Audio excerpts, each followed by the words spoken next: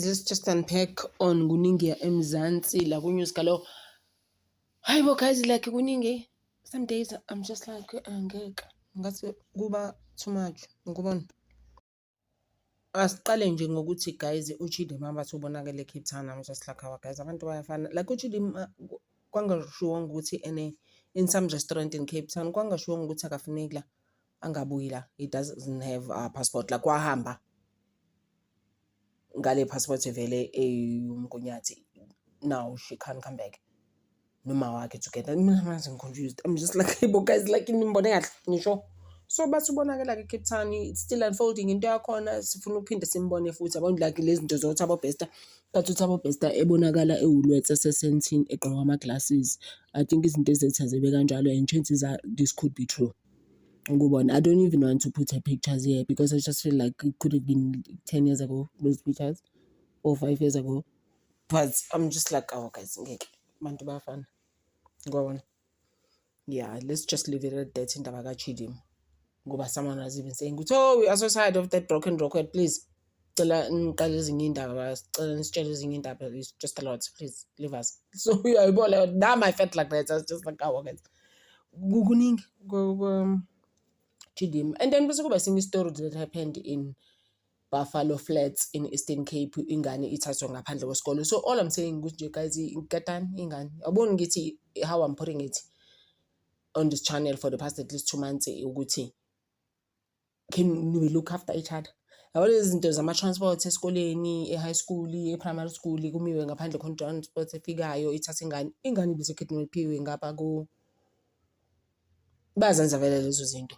There's another futhi enye kidnap that happened futhi, but I just want to talk about this one in particular. So what happened was that umntwana was outside kuvele kufika imoto imthathe. So baboshiwe abantu bakhona, they're gonna appear in court, but umntwana was actually found right, usase right umntwana bamdophe off and was actually reunited with the parents. But nje look after your children guys. Remember why I even gave these episodes kuningi. There's a lot going on, and then at times you're supposed to be like, why it's beginning never used to be like this. Man, some children like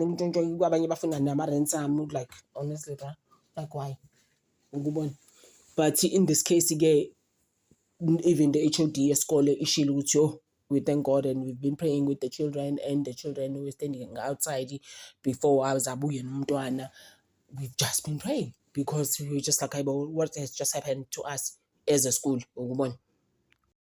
Guys, nasi futhi isikole ngapha koGqeberha, isikole is using old toilets as a kitchen. Guys, it's figuring lapho. Ngicela ukubuza ukuthi government, what's going on there?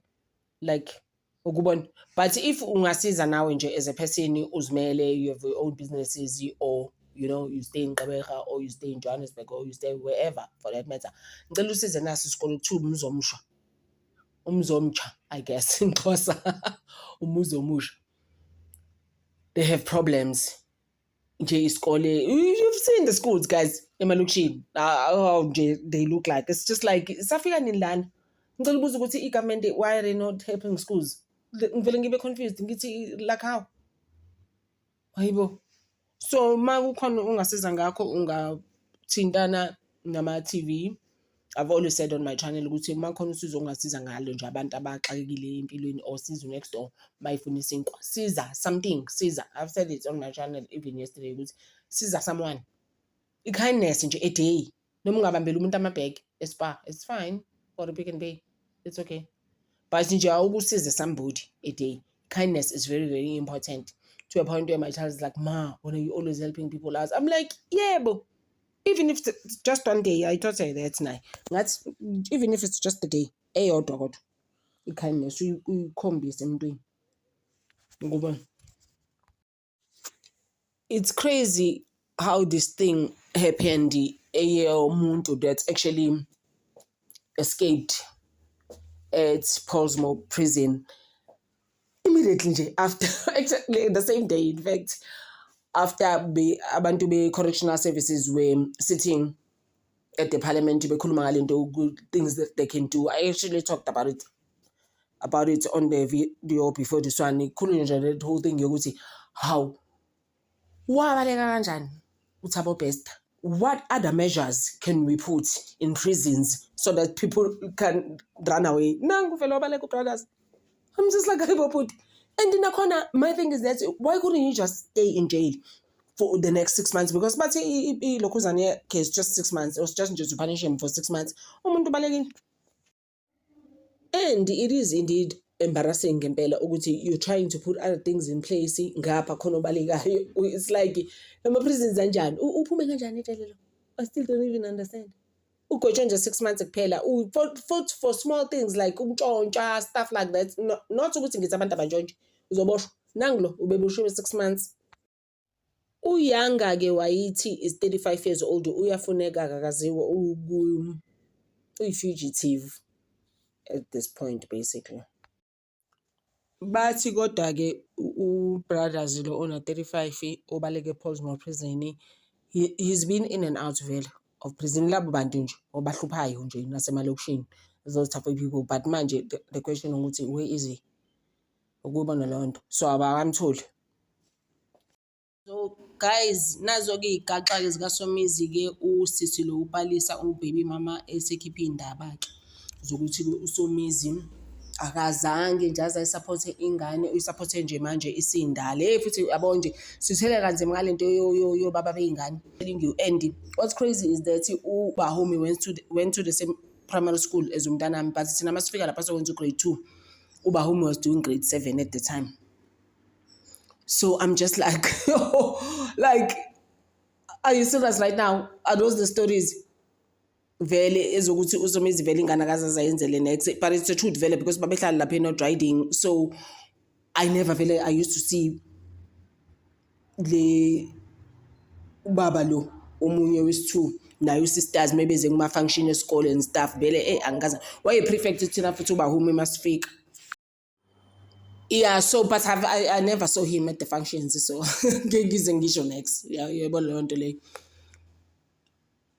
So kuthiwa ke ukhulu so usisi wakhe ngoba usisters had to go at uPalisa, so usisika Somizi took care of the child for a long time, and then but manje ngibuza ukuthi then uma khona ngoba noma khona msebeke bamveza when uBahumi was turning 21, basebenzela amasiko and stuff. You remember, I'm sure you saw that on TV. She was going with the mom to go look for the stuff that she's gonna wear, or memulo type of thing, you know. So I'm just like, what was that then for? Because the grandmother was still alive at the time, and I saw them going to buy bazomenzela imisebenzi and stuff. So you'll never know for sure, but as not judging guys ngoba nathi sama single mothers akithi, we've been through this thing, we've seen it, siyayibona. So I'm supporting uPalisa at this point, because nathi siphuma khona kulezo zinto sisasekhona sikakaphumi actually completely, because ingane ayisupport you just like ayibo what is going on, umuntu is here, umuntu bela. So it goes on ke indaba ke yokuthi ke uSomizi zangaze msupport ngalutho. The only thing he brought at the hospital was just the flowers, and that their relationship started when she was 17, and then at 19 that's when they got serious ke njengoba sekutholakala ukuthi unengane ke, and then ingane ke yahlala kubo not because of uSomizi, because of the sister. I'm like, hey guys, so igaxa ke lezo for us because we didn't expect that. We didn't expect ukuzwa indaba engaka. Sibone manje vele obviously thina uSomizi esekuyena yena owenza yonke into for ingane. It's a lot, guys. It's actually a lot to handle, to be honest with you. So ke usisters ubeke podcast ke bem-interview ke washo wathi hayi ningamboni nje bese ephila i-flashy life. There was no flashy life, nothing. I guess though when they were staying in not riding and there was no flashy life. I'm just guessing at the end of the day. So yeah, njalo ke indaba kaSomizi. uPalisa even said akaze sakibele private jet sokuqala umntanami naleli moto eseyidriviswa zona. Obviously ngike ngambona futhi uBahumi kusekudala ehamba ngale yamoto kaSomizi leyana i-G-Wagon, uthi all those things bengazazi uzenza nje manje trying to win a back in ngathi bathi futhi nayo uBahumi uyena wazi wamconfront ubrothers ukuthi hayibo brothers phela ngisize ngento eyisona so ngenzele kanje. Uyabona ukuthi then that was mhlambe kuma late teens wakhe. I'm just thinking uBahumi akaza sazi. Those are ezinye izinto ungabo judge kakhulu yabo kuze kweqe. You'll never really know for sure, but mina usisters I'm with her. Hayi kabi. Thank you so much guys.